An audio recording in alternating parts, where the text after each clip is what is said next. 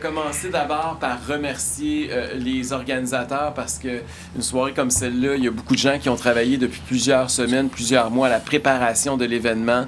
Et je veux aussi remercier les 3 conférenciers qu'on a eus ce soir. 3 personnes issues de 3 formations politiques différentes, hein, qui ne sont pas le Parti conservateur du Québec, je tiens à le souligner.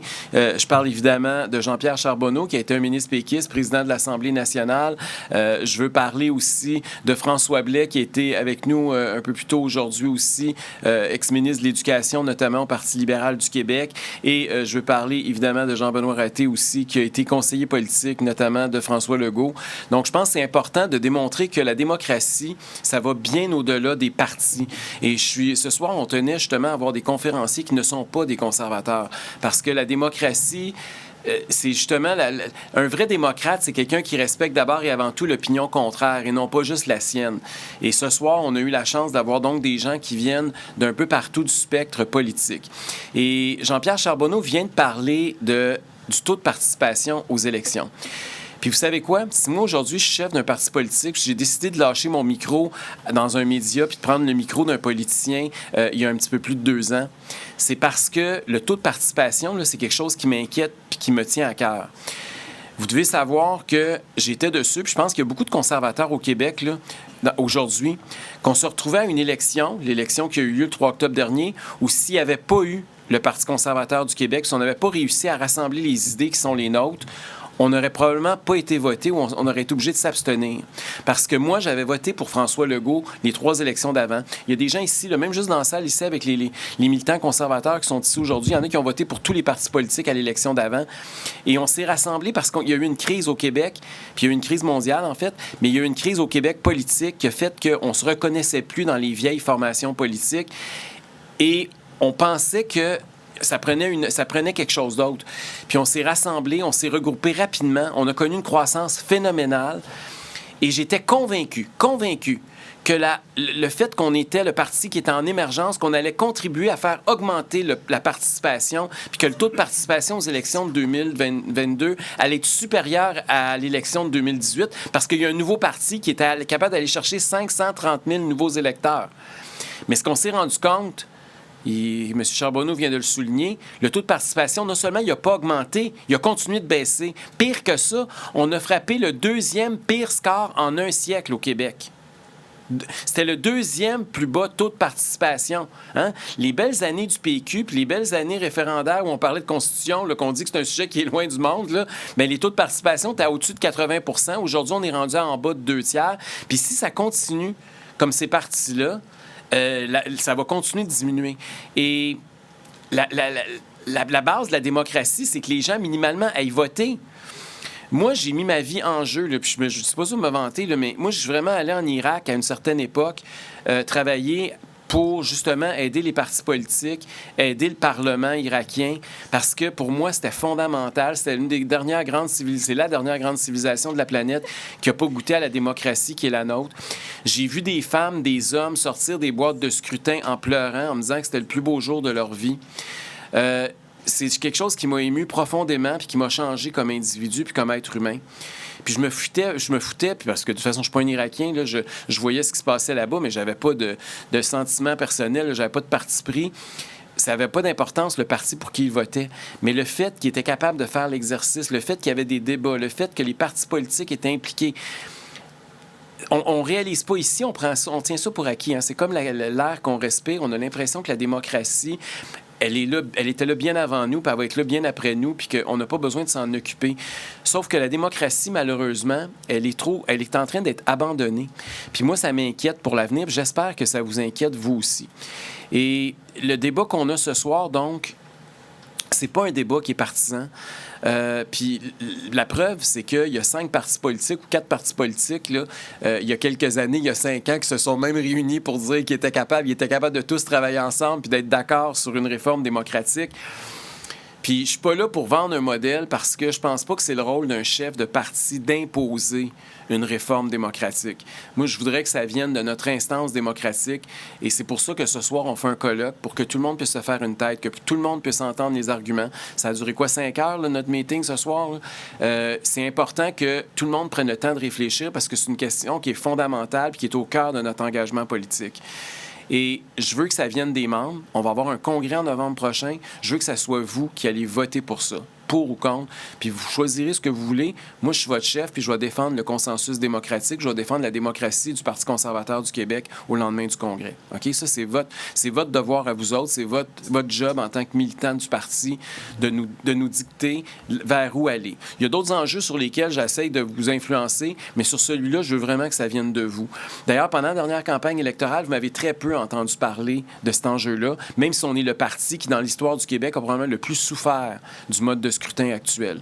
Puis j'en ai pas parlé parce que d'abord, on n'avait pas voté ensemble, puis je voulais pas influencer, je voulais pas contaminer le débat, et je voulais pas non plus qu'on ait l'air d'une gang de perdants, OK?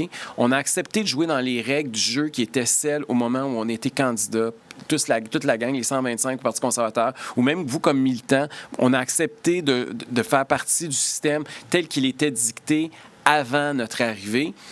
Mais là, maintenant, on fait partie de la gang. On a été invité au débat des chefs, on va l'être au prochain. On est un parti qui est financé. Ça, c'est l'autre affaire, là. Tantôt, on parlait, on n'est pas reconnu à l'Assemblée nationale, mais le directeur général des élections du Québec, lui, il en a mis un seuil. Hein? À partir de 1 on est loin du 10 proposé par la CAQ, là, mais à partir de 1 les partis politiques au Québec ont droit d'avoir un financement proportionnel au nombre de votes qu'ils ont obtenus. Donc, il y a déjà, voyez-vous, qu'il y a déjà une distorsion entre l'aspect d'être financé versus l'aspect d'être représenté à l'Assemblée nationale, qui est extraordinairement important. Donc, j'ai confiance en vous autres. J'ai confiance que vous allez prendre les bonnes décisions. J'ai confiance à la commission politique. Je sais que Karim va mener ça d'une main de fer. Mais celui en qui j'ai plus confiance, puis je pense qu'il faut avoir de moins en moins confiance, c'est François Legault. Ce soir, vous les avez entendus, là. Tout le monde qui a fait confiance à François Legault, puis c'est vrai sur l'aspect démocratique, mais c'est vrai sur à peu près tous les aspects. Là. Vous pouvez parler à ses anciens associés d'Air Transat, vous pouvez parler à Pauline Marois avec qui il avait fait un deal pour la direction du Parti québécois, vous pouvez parler à Gérard Deltel avec qui il a fusionné quand le temps de l'ADQ, vous pouvez parler aux gens de Québec qui ont fait confiance sur le troisième lien. S'il y a une chose qui est un fil conducteur dans la carrière de François Legault, c'est qu'il n'est pas trop stable. Ce gars-là n'est pas fiable. OK? C'est un gars qui, à chaque fois, a toujours trahi les personnes qui lui ont fait confiance. Il le fait à répétition, autant dans sa vie privée que dans sa vie professionnelle et que dans sa vie politique. Et pour ça, je pense qu'il il faut falloir tirer des leçons. Si on continue à faire confiance à un gars qui n'est pas fiable, mais c'est nous-mêmes qu'il va falloir qu'on se dise, là, ça n'a plus de bon sens ce qu'on est en train de faire là. Et je pourrais vous donner des exemples, je pourrais en passer à la soirée, là, mais encore, ces dernières heures, vous avez vu que son ministre de la Justice est allé nommer un de ses chums, puis a oublié de le dire. Il a défendu son ministre de la Justice, qui a oublié, entre guillemets, d'informer le premier ministre et le Conseil des ministres que c'était son ami personnel, qui avait même été célébrant à ses noces, qui avait même été celui qui avait écrit son mot dans son bottin de finissant quand il était étudiant. Il a oublié de dire qu'il y avait ce conflit d'intérêts-là. Et François Legault, qu'est-ce qu'il a fait? Il l'a défendu. François Legault, qui était le champion pour dénoncer les nominations partisanes quand il était dans l'opposition, aujourd'hui est celui qui passe la mop sur les pires nominations. C'est un gars qui est prêt à tout et après à n'importe quoi. Puis on l'a vu, les gens de Québec, évidemment, on l'a vu sur le troisième lien il y a quelques jours. Là, on le voit même défendre Éric Kerr. Éric Kerr. Je veux juste vous faire une petite parenthèse, là, parce que tantôt, on a parlé du fait que la signature de François Legault, ça valait pas grand-chose parce qu'il avait signé effectivement un engagement solennel à réformer le mode du scrutin s'il était élu il y a 5 ans. Aujourd'hui, ce qu'on sait, c'est que la signature de François Legault, ça vaut la même chose que la parole d'Éric Kerr. C'est-à-dire, ça vaut strictement rien. Ces gars-là, ils n'ont pas de parole, puis la parole, autant verbale que la signature solennelle, ça vaut absolument rien. Puis le cynisme en politique, là, ces gens-là l'alimentent. Quand ils font ça, ce qu'ils font, c'est qu'ils vous donnent le goût de ne plus aller voter. Puis tantôt, je parlais de l'importance de taux de participation, là. S'il y a quelqu'un aujourd'hui qui travaille pour diminuer le taux de participation au Québec, c'est François Legault. Parce que les gens, ça les écœure. Moi, j'habite dans la région de Québec. Je peux vous dire que c'était, comme disait Bernard Drinville pendant la campagne électorale, c'était la question de l'urne, le troisième lien. Vous avez vu ce qu'ils ont fait? Pensez-vous que les gens qui ont voté pour un troisième lien, qui voulaient un tunnel autoroutier Québec-Lévis, puis qui ont voté pour la CAQ, qui étaient donc bien contents le 3 octobre d'avoir gagné les élections, pensez-vous qu'ils sont fiers aujourd'hui? Il y a 50 des électeurs de la CAQ dans la grande région de Québec qui regrettent d'avoir voté pour François Legault. Puis ça donne quoi d'avoir une élection si le lendemain de l'élection, on fait le contraire de ce qu'on avait promis aux gens pendant la campagne électorale? On vote pourquoi si on ne peut pas faire confiance à la personne pour qui on a donné notre vote, notre confiance? C'est quelque chose qui est très, très grave. Ça va bien au-delà des idées. Parce que les idées ne valent plus rien quand la parole d'un politicien, ou pire, sa signature ne valent strictement rien. Et malheureusement, au Québec, on en est rendu là. On est rendu à un point où on ne sait plus à qui faire confiance. Puis je vous comprends. Puis les gens me disent, toi, Éric, là, c'est la première question qui me fait le plus mal au cœur puis qui m'est le plus souvent posée ces jours-ci. Tu sais, j'aime bien ce que tu dis, mais comment je vais faire pour te faire confiance? Pourquoi tu ne seras pas comme les autres? Tellement qu'ils ont été trahis, puis dans un passé récent, trahis à répétition. Donc, il faut... les conservateurs, notre job, ça ne va pas juste être de convaincre les gens de la justesse de nos idées. Ça va être aussi de les convaincre de la justesse de nos convictions, puis de l'honnêteté puis l'intégrité de ce qu'on a à proposer aux Québécois. Puis la réforme du mode de scrutin, là, je vous dis une chose. Si on est pour faire comme Justin Trudeau à Ottawa, parce qu'on n'a pas parlé, mais lui-ci avait promis une réforme du mode de scrutin, puis lui-ci a trahi les électeurs qui avaient voté pour ça. Si on est pour faire comme Justin Trudeau ou comme François Legault, puis vous me faites aller en campagne électorale pour dire ça, puis qu'après on recule, bien on est aussi bien de ne pas faire ça, pas en tout, puis de ne pas choisir cette voie-là. Si vous pensez qu'il y a un risque qu'on fasse comme eux, ne le faisons pas, puis votons surtout pas ça dans notre programme, OK? Parce que la pire chose qui pourrait arriver, ça serait qu'on fasse comme eux. Puis à l'Assemblée nationale, ça a été ça, un parti après l'autre. Le François Legault, il a atteint le summum parce que lui, il est allé même signer, puis il était quasiment avec son sang en train d'imprimer des documents. Mais c'est quand même... On ne peut pas continuer sur cette voie-là. On ne peut pas continuer sur l'enflure politicienne pour essayer d'avoir des votes à court terme. Si vous n'y croyez pas, si vous ne croyez pas qu'on est capable de livrer la marchandise, bien, il faut voter contre. Okay? Je veux juste que ça soit très, très clair puis qu'il n'y ait aucune ambiguïté. Mais ça étant dit, je comprends qu'il y a un problème. On est la distorsion démocratique de l'histoire du Québec, là. Puis on a une pertinence à être à l'Assemblée nationale du Québec. Pas juste parce qu'on a eu 530 000 votes. Oui, parce qu'on n'a pas eu 530 000 votes, mais aussi parce qu'on défend des idées, puis on est le seul parti à défendre ces idées-là qui représentent des centaines, des fois des millions de personnes sur ces enjeux-là. Puis là, j'ai fait une petite liste, mais j'aurais pu en faire une beaucoup plus longue pour vous donner une idée de comment on est différent des autres, puis comment la diversité d'opinion est importante dans une Assemblée nationale. Je vous donne l'exemple du troisième lien, évidemment. Vous le savez, maintenant, on est le seul parti qui est en faveur d'un lien autoroutier entre Québec et Lévis. J'aurais pu vous donner l'exemple des drag queens dont on a parlé récemment. Vous savez qu'il y a une motion qui a été adoptée à l'unanimité à l'Assemblée nationale. On a sorti un sondage la semaine dernière où, dépendamment de quelles questions vous posez, mais entre 38 et 59 % des Québécois sont d'accord avec notre position, alors que l'Assemblée nationale a voté unanimement de l'autre bord, qui représentait souvent une minorité de gens. Puis les 4 partis étaient dans la minorité. C'est vrai aussi sur d'autres dossiers, que ça soit pensé à l'exploitation de nos hydrocarbures au Québec. On est le seul parti qui propose l'exploitation de nos hydrocarbures, qui est en faveur du projet GNL Québec au Saguenay. On est aussi le seul parti qui veut un retour rapide au déficit zéro. Le seul parti qui propose une réduction de la taille de l'État significative. Le seul parti, oubliez-le pas non plus, qui pendant 3 ans s'est battu contre les mesures sanitaires abusives du gouvernement Legault. Ils étaient tous unanimes, rappelez-vous. Puis je continue à penser que la crise sanitaire des 3 dernières années se serait mieux passée, aurait été mieux gérée si on avait eu des représentants conservateurs qui auraient pu donner un son de cloche différent puis qui auraient pu se faire un contre-pouvoir plutôt que l'unanimisme assourdissant qu'on a eu pendant 3 ans. Je pourrais parler aussi du projet de tramway à Québec, qui est de moins en moins populaire. C'est rendu en bas de 40 %. Quand ils vont sortir les vrais chiffres sur le coût, ça va être en bas de 20 % d'appui. Et pourtant, les 4 partis sont d'accord avec ça. On est le seul parti qui est contre ce projet-là.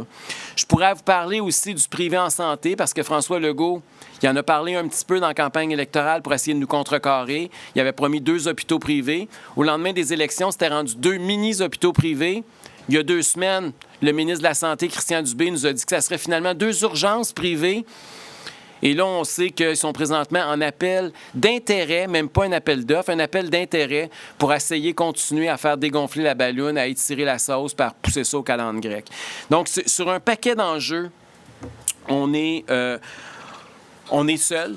On est le seul parti qui défend vos idées, puis on n'a personne de l'autre côté pour faire entendre notre voix à l'Assemblée nationale. C'est politiquement pitoyable d'une telle façon de faire. Vous savez que le 17 janvier dernier, je ne sais pas si on peut appeler ça une chance, mais disons que ça a été une occasion. J'ai eu une occasion de rencontrer un à un François Legault. On a passé 2 heures ensemble. Et une des questions que je lui ai posées, c'était justement sur l'aspect démocratique.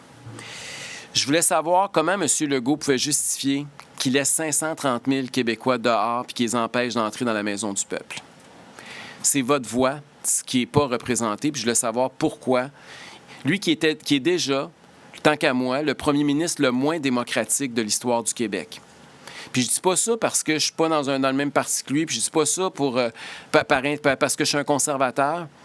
Je dis ça à titre d'observateur. Si jamais un premier ministre au Québec n'a mis la démocratie sur pause aussi longtemps que François Legault l'a fait. Jamais un premier ministre du Québec a empêché plus d'1,5 million de Québécois d'entrer à l'Assemblée nationale. Jamais un premier ministre du Québec n'a menti de façon aussi éhontée alors qu'il savait qu'il mentait en campagne électorale pour avoir des votes, notamment dans la grande région de Québec, sur comme un projet comme celui du 3e lien, comme on a vu. Puis je pense que c'était jamais arrivé non plus qu'un premier ministre signe un document officiel à la veille d'une élection pour mieux trahir les électeurs une fois élus, comme il le fait avec le projet de réforme du mode de scrutin. Donc, j'ai demandé à M. Legault, notre moins démocratique premier ministre de l'histoire du Québec, comment il expliquait ça. Je lui ai donné les précédents. Je lui ai parlé de ce qui s'était passé notamment au Nouveau-Brunswick. Je lui ai parlé d'un paquet d'exemples ailleurs où des partis n'avaient peut-être pas de députés élus, mais où il y avait un moyen d'accommoder la population puis de s'assurer qu'un grand pourcentage de gens puissent être représentés plus dignement à l'intérieur de nos institutions démocratiques. Parce que vous devez savoir une chose, c'est que j'avais une entente avec le cabinet du premier ministre sur la suite des choses par rapport à la représentation du Parti conservateur à l'intérieur des murs de l'Assemblée nationale. C'est même eux qui m'avaient suggéré d'écrire à la présidente de l'Assemblée nationale, Nathalie Roy, pour qu'on puisse notamment avoir un bureau puis pouvoir participer au point de presse. Mais la CAQ et le cabinet du chef ont décidé de virer leur capot de barre, comme on dit en bon québécois. Et la raison que François Legault m'a avoué face à face le 17 janvier dernier, c'est parce qu'il est allé au caucus puis il y avait des députés de la région de Québec qui n'étaient pas d'accord. Fait que c'était des adversaires politiques qui, pour des raisons partisanes, pour leur intérêt à court terme, ont choisi que la démocratie passerait en deuxième après les intérêts de la CAQ. C'est ça qu'il m'a dit.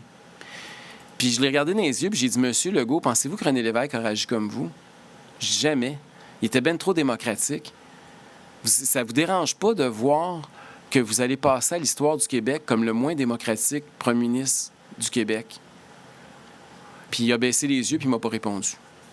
Mais c'est malheureusement ce qui est en train de se produire au Québec. Puis je pense que démocratiquement, c'est une période sombre.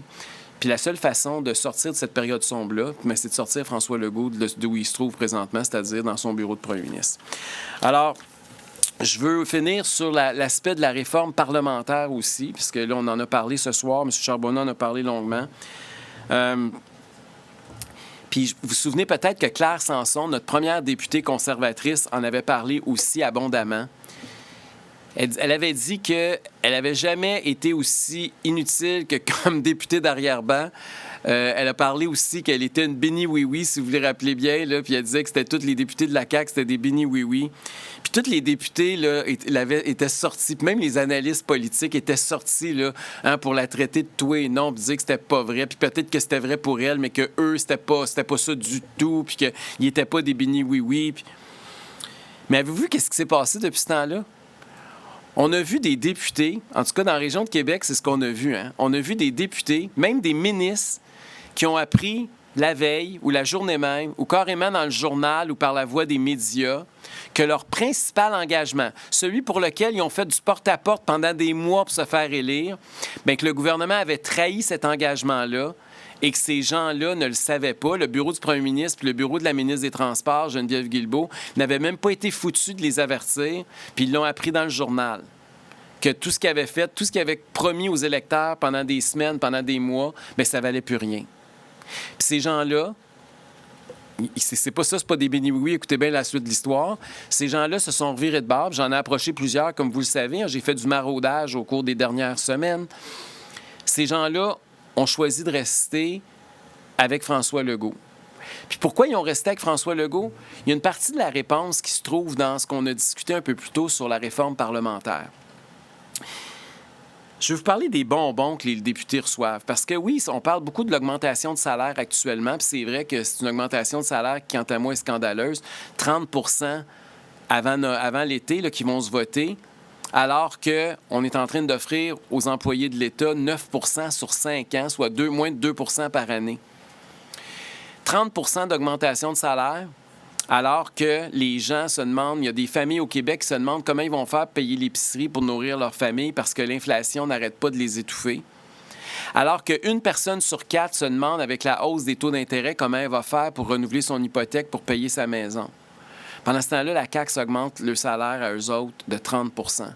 Puis aujourd'hui, comme si c'était passé, les députés, on apprend que le chef de cabinet du premier ministre François Legault, Martin Koskinen, lui, c'est 71 000 $ d'augmentation de salaire qu'il va avoir.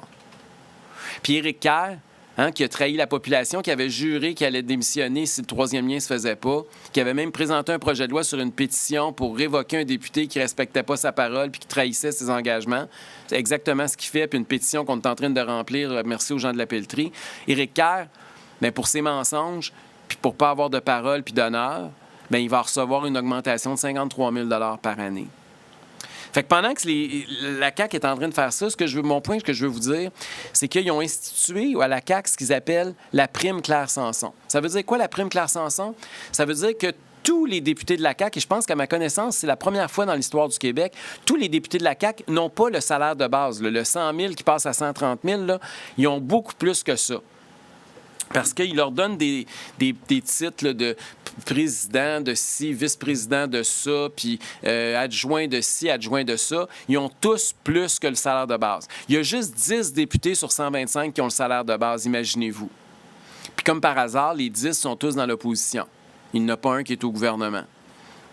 Et comme par hasard, s'il y avait un député qui avait de l'honneur puis qui tenait parole, puis qui décidait, par exemple, moi, c'est bien de valeur, mais j'ai dit à mes électeurs qu'il y aurait un troisième lien, on n'est pas capable de livrer notre engagement, bien, je m'en vais siéger avec Éric Duhem au Parti conservateur ou je m'en vais siéger comme député indépendant, bien, ce député-là perdrait le nanan, la prime Claire Sanson. Il perdrait 20, 15, 30 000 $ sur son salaire. Je ne vous dis pas que c'est juste à cause de ça qu'il reste, mais je vous dis que le système actuel favorise ça. Puis il y a quelque chose là-dedans qui est scandaleux en soi. Donc, je ne veux pas m'éterniser trop là-dessus. Je veux remercier encore une fois l'organisation de la journée d'aujourd'hui. Je veux remercier la commission politique qui va entreprendre à partir de ce soir un travail important en vue de vous présenter des propositions constructives sur autant la réforme du mode de scrutin que sur la réforme démocratique lors de notre congrès qui aura lieu en novembre prochain. Puis je veux finir en vous remerciant, vous tous et toutes, les conservateurs du Québec. Vous êtes l'énergie, vous êtes la base, vous êtes le moteur de ce parti-là.